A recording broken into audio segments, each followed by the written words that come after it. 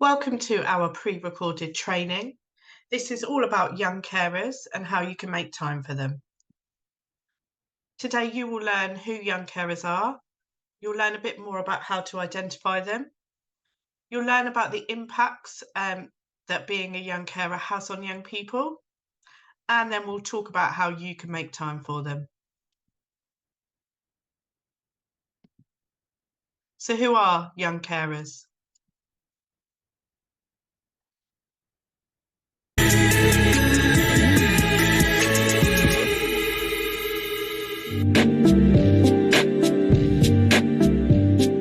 Describing a young carer to someone would be like, you're young, you take care of your family member. You don't get paid with the role that you're doing, and you're living with it, and there's nothing you can really do about it. Yeah, it's like if you live at home with someone with an extra need or who needs a bit of extra help, you take on a bit of the role to make it easier on your family, and people your age usually should be expected to do that.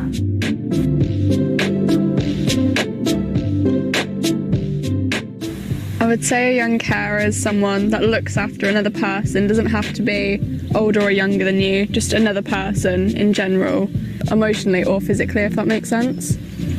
And mentally. Oh, and mentally, yeah.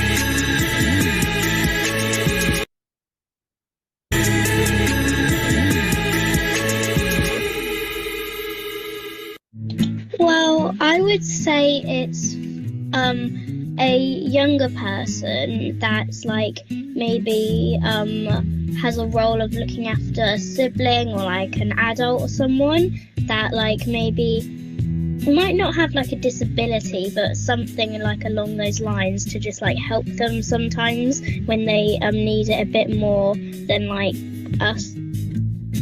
I would say a young carer is a person that in their family household there's someone that they have to look after and their parents need more support with.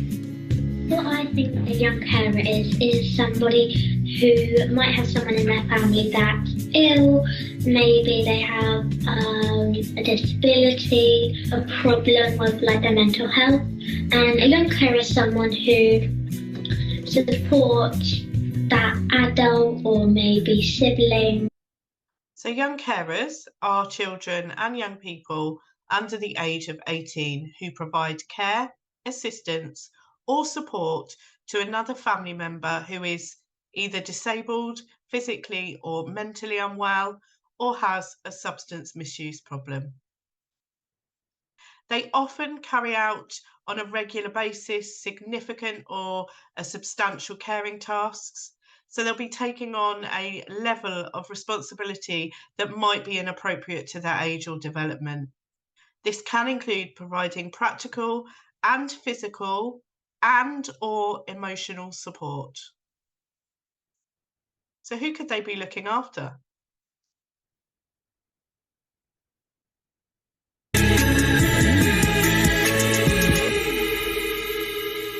I'm a young carer because my brother at home, he's autistic and non-verbal. I care for my 3 younger siblings.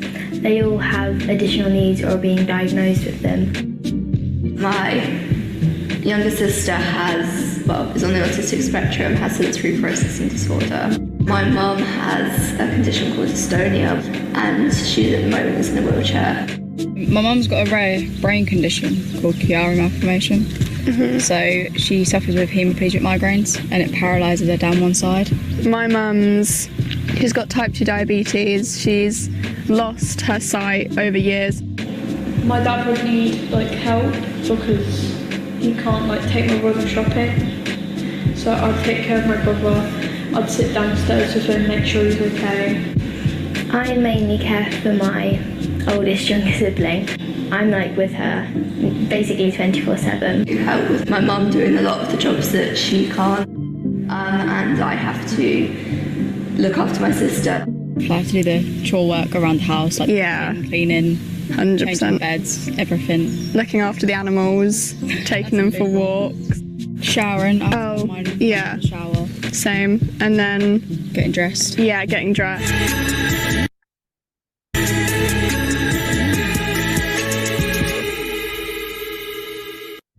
I help to look after Mum because she has 2 disabilities called fibromyalgia and FND, where my mum's brain can't like talk to the rest of the parts of her body like properly. So sometimes she has like seizures, and like sometimes she like struggles to walk. She aches like really bad. I've been having to look after my brother because he has a rare condition, so I had to help my mum look after him. I was a young carer because my mum suffers with some heart problems, and she suffers with depression. So how can we identify young carers? So we recognise that young carers are not always easy to identify. So here's a list of things you might see in young people which could mean that they're a young carer. So you might be aware that a young person's family member experiences an illness or disability or mental health or has a history of substance misuse. You might also notice that that family member misses appointments with school or other professionals. And you may find that their family member finds it really difficult to engage with you, or you might find it difficult to get in contact with them. With the young person, they might often be late or absent from school or clubs with little explanation. They could be falling behind on school or college work, handing in homework late, or maybe it's incomplete. They could be quite secretive about their home life. They may also show signs of poor hygiene or diet. They could be displaying disruptive behaviour, or they could talk really openly about health issues, and they might become uncomfortable when addressing various health topics. Let's find out how some of our young people found out that they, in fact, are young carers.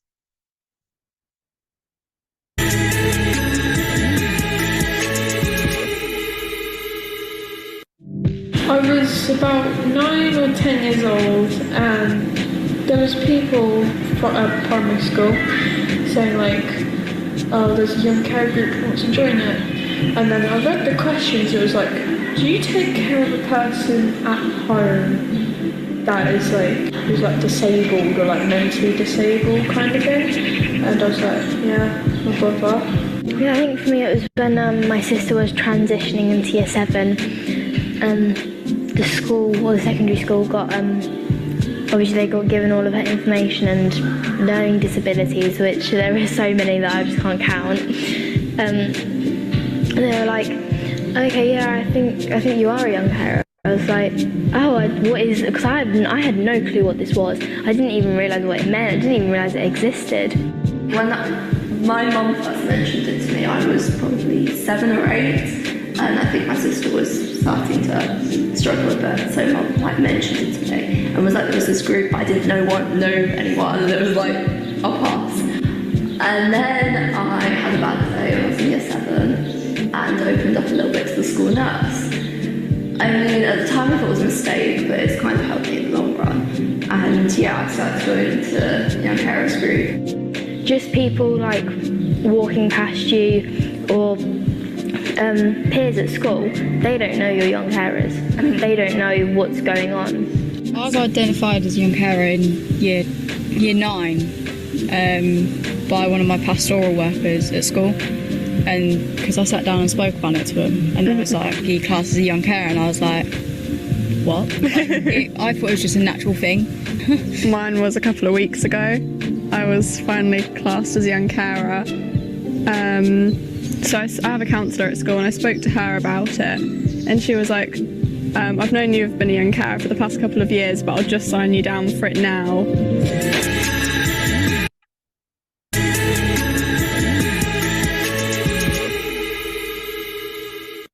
My stepdad done most of it, but like since he left, which was last year, I think, it was like up to me to try and like help her.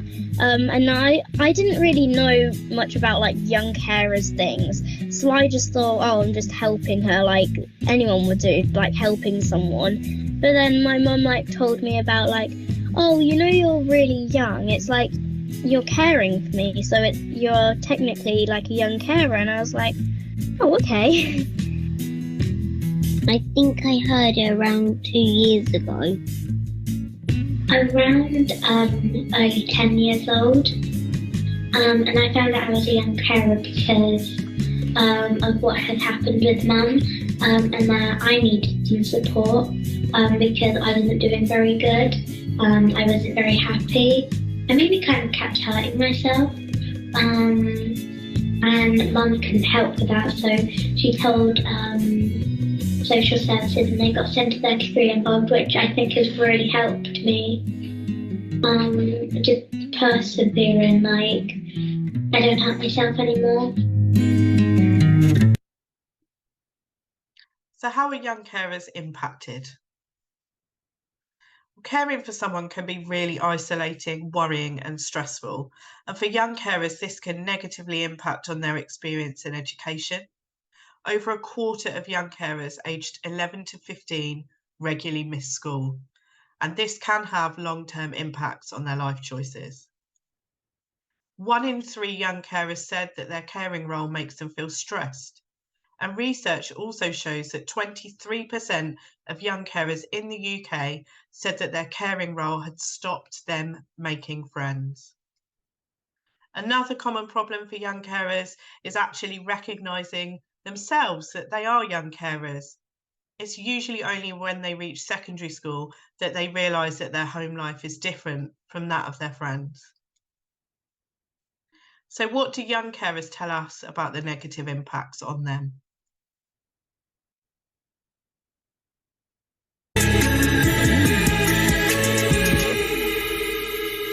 Over the past 3 years, like, because I've been a young carer since I was about 10 or 9, over the course of that my mum has passed, so my mental health has obviously got worse, and it's also like stress because of my brother and all that, and I have received help. I received a counsellor, but then obviously lockdown hit and I stopped seeing them.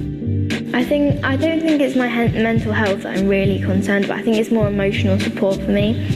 In my own personal experience, counsellors can be a little bit, in a way, like belittling. They're just, oh yeah, that must be difficult, and they don't really help. I mean, I think it's nicer to open up to like a project worker or a counsellor, but then I think it's what they do after that which makes a difference, because opening up releases a lot of anger, stress, anxiety, stuff like that, but then it's how they reply or how they respond. Sometimes they say, oh, I understand, but they're only saying that to try and comfort you, which I appreciate, but like, I don't think the term understand doesn't actually help. You're in like a group of like friends, and then you start having a breakdown because you realise how much stress is going around in your head. It's like spinning your head. So I had a breakdown once at school, and none of the teachers wanted to deal with me. I was passed to about 6 different teachers. It's important to raise awareness for people around you to make sure that you're okay. When you leave the house, it's not like you can forget about it. I feel like I'm constantly thinking, what's the next thing? I'm always worrying. You have to get stronger, you have to be more resilient, you have to like fight for yourself a little bit more. Perseverance. But at the same time, that causes a lot of other problems like anxiety, possibly depression. I suppose mine was kind of recognised when my depression was bad, because I also suffer with PTSD as well, so that has a big impact on it as well. And when they kind of realised when I was at my lowest how much support I needed, I didn't get that support.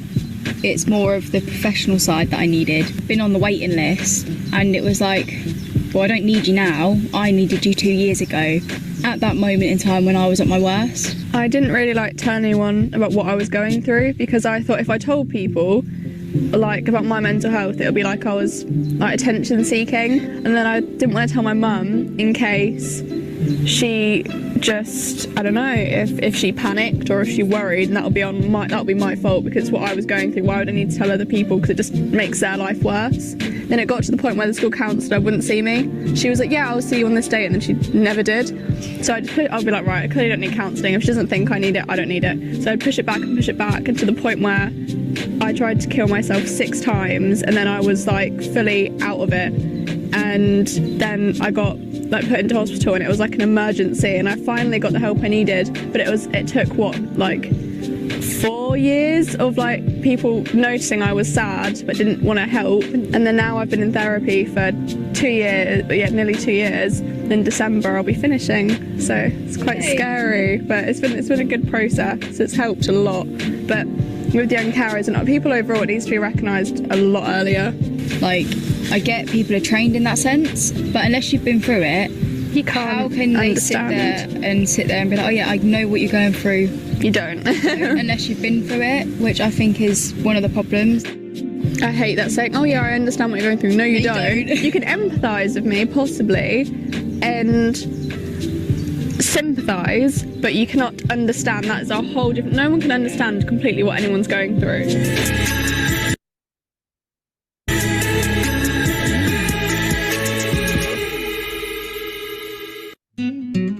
It's really upsetting because it's just like, plus it is hard to like talk to people like at school about, because they don't really get it, and not many people like witness it or something. Sometimes there can be quite a lot of stress, sort of like when like the other week mum was really bad, so it was kind of like a lot of stress, and because every Thursday she goes to these art sessions, and it was during that time, so it was like, okay, we have to get her in the car, we have to get her home, get her in bed, and my nan was on holiday, so it was my grandma and me, so it was kind of difficult. But yeah, it does just build up like stress sometimes, and it makes you feel really worried, because the next day when you're at school, all you can think about is them. Are they okay? How are they? Are they better now?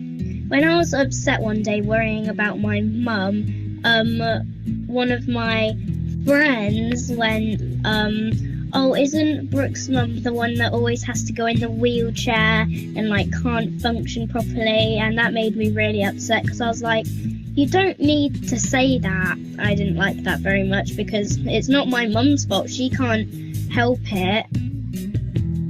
Sometimes I miss out on things, like if my friends are going somewhere and I'm allowed to go there, sometimes I have to stay and look after my brother or my mum. I don't really get to do lots of activities, lots of them, because we had to go on certain things that my brother's allowed on.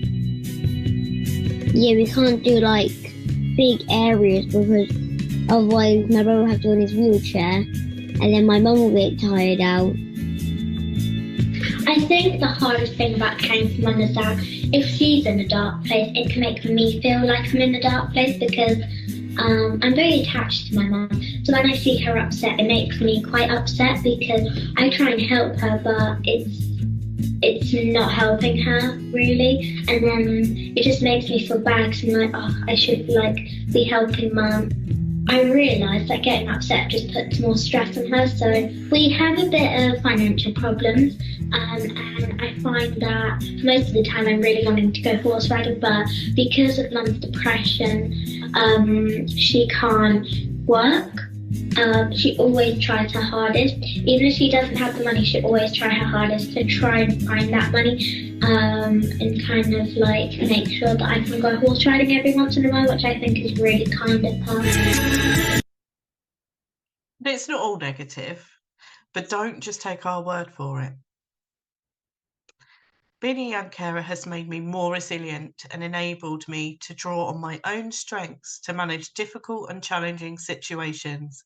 It has given me an emotional maturity and emotional intelligence. This was shared anonymously with us by a young carer.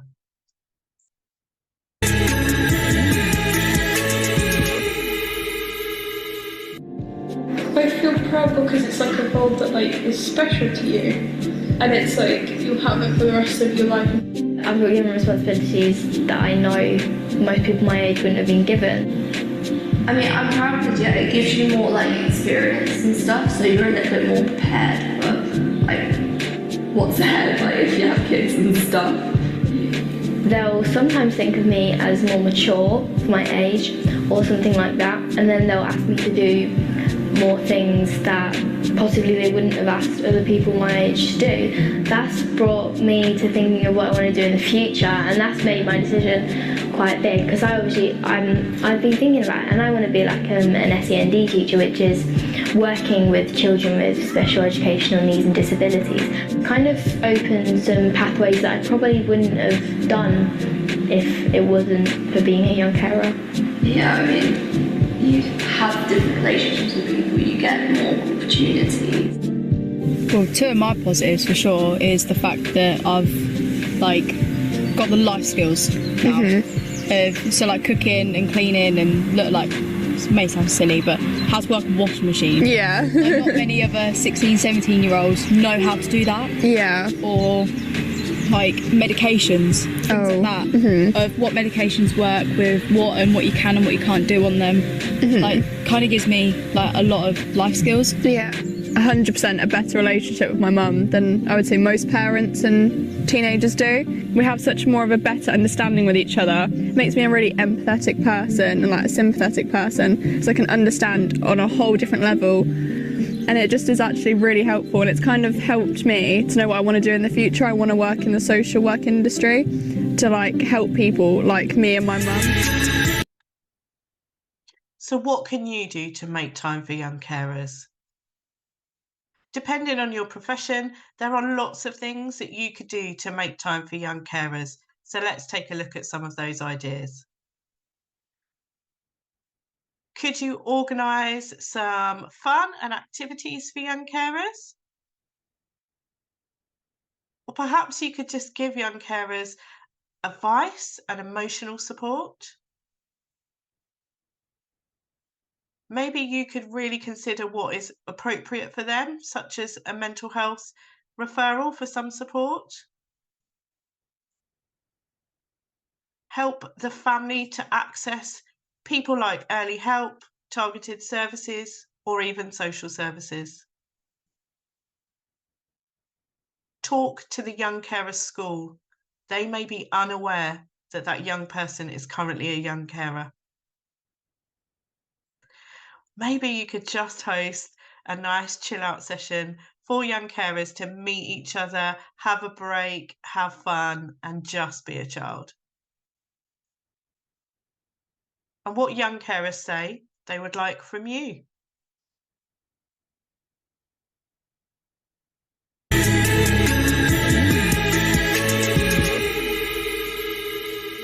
The support I would like as a young carer would probably be food and transport is quite important. It's just not okay just to let children be hungry, especially when they're trying to learn and get an education. Like, there needs to be little tickets, say like, or like even a lunch pass, and like having like a red dot to symbolise I'm a young carer, I get so many amount of discounts or whatever it may be. Then you don't stick out as much, and kids wouldn't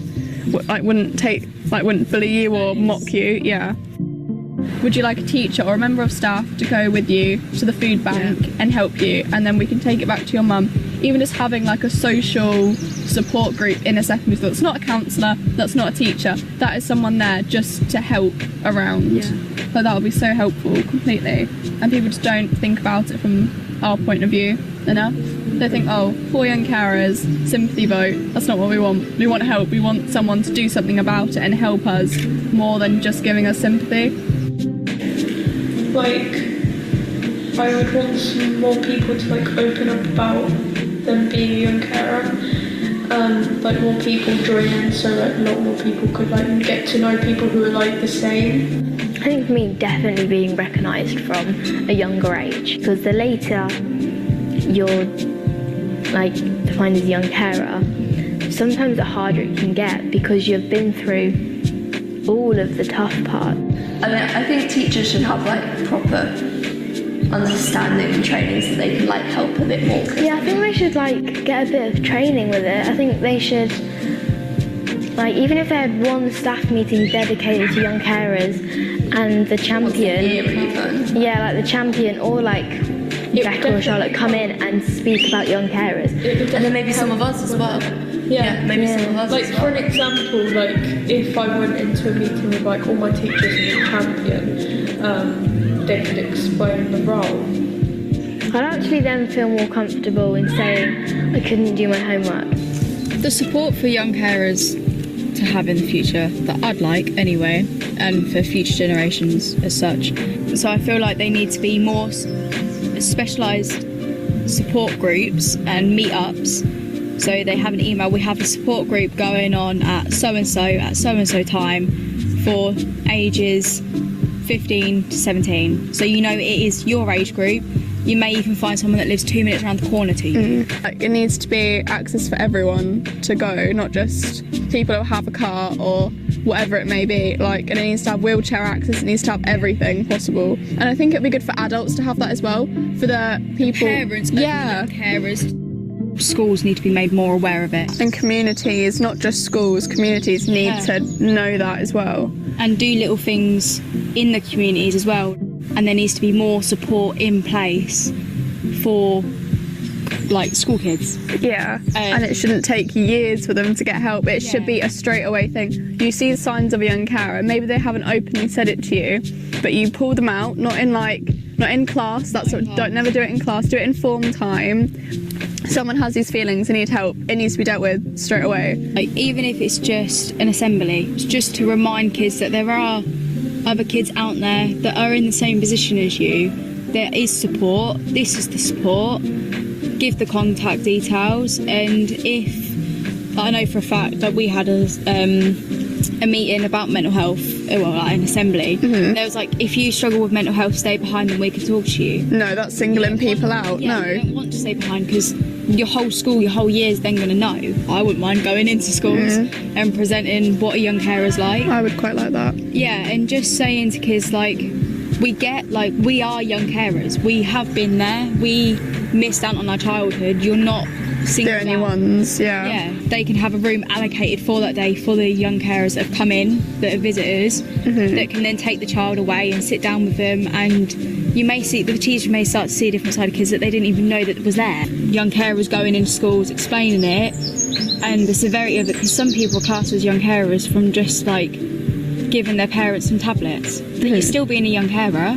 Because of stereotypes, they're not a young carer. And also the fact of that it's not just females. Yes, oh my gosh. Because it's very, you're a male, you don't have to do that. Well, why are you saying that for? You're like lying. And it's like, no, it doesn't matter your gender, doesn't matter your sexuality, your race, anything. It's so important. You're a young carer.